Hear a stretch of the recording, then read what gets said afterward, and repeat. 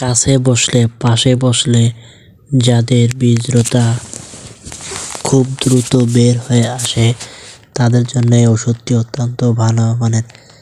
Hello everyone, আসসালামু আলাইকুম রহমতুল্লাহ। আশা করি মহান আল্লাহ তাআলার অশেষ রহমতে সুস্থ এবং নিরাপদে আছেন। বরাবরের ন্যায় আজকে আরও একটি নতুন ভিডিও নিয়ে আপনাদের মাঝে হাজির হলাম। আশা করি সম্পূর্ণ ভিডিওটি দেখবেন এবং আমার চ্যানেলটি অবশ্যই সাবস্ক্রাইব করবেন এবং পাশে থাকা বেল আইকনটি চাপ দেবেন।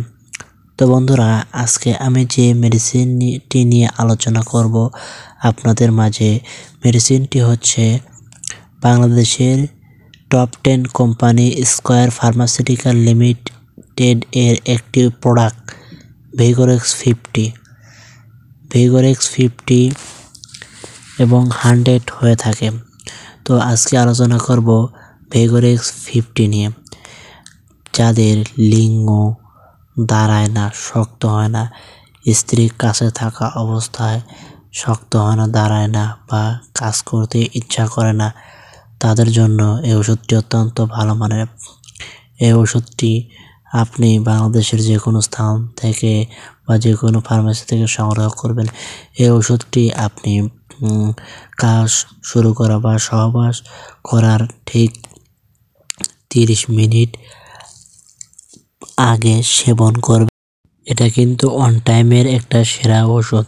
এটা দীর্ঘদিন খাবার ফলে আপনার বিভিন্ন ধরনের সমস্যা হতে পারে এবং এই ওষুধটি খাবার পাশাপাশি আপনাকে আরও কিছু ন্যাচারাল খাবার খেতে হবে, যেমন ডিম, কুসুম কুসুম দুধ, কিশমিশ, লবঙ্গ ইত্যাদি প্রতিদিন সকালবেলা সাথে মধু নিয়মিত খেতে হবে। নিয়মিত খাবার ফলে আপনার লিঙ্গর যে ইলেকট্রন ডিসফাংশন, শক্ত হয় না বা দাঁড়ায় না, সেটি আস্তে আস্তে দূর হয়ে যাবে ইনশাল্লাহ। তো এবার আসি এই ওষুধটি কারা খেতে পারবেন এবং কারা খেতে পারবেন না সে বিষয় নিয়ে আলোচনা করব।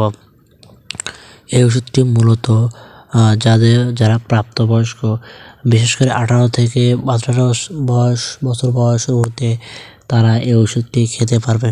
তবে ওষুধটি খাবার পূর্বে অবশ্যই একজন ডাক্তারের পরামর্শ অনুযায়ী সেবন করবেন। উচ্চ রক্তচাপ আছে, ডায়াবেটিস ইত্যাদি সমস্যা আছে, তারা এই ওষুধটি না খাওয়াই ভালো, কারণ এই ওষুধটির প্রচুর সাইড ইফেক্ট রয়েছে।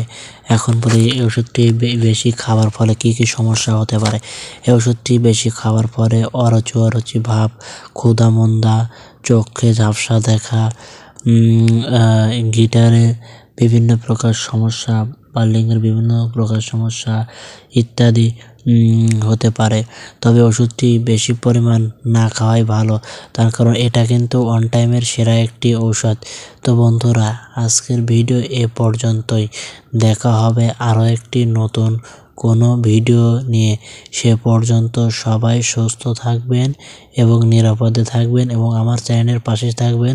সবাইকে আসসালামু আলাইকুম ওয়া রাহমাতুল্লাহি ওয়া বারাকাতুহু।